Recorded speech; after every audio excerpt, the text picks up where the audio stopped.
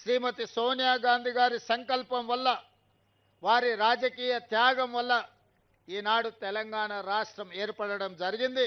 ఈ తెలంగాణ రాష్ట్రంలో కాంగ్రెస్ పార్టీ ఏర్పాటు చేసుకున్న ఈ ప్రభుత్వం 2 సంవత్సరాల ఉత్సవాలను నిర్వహించుకోబోతున్నది.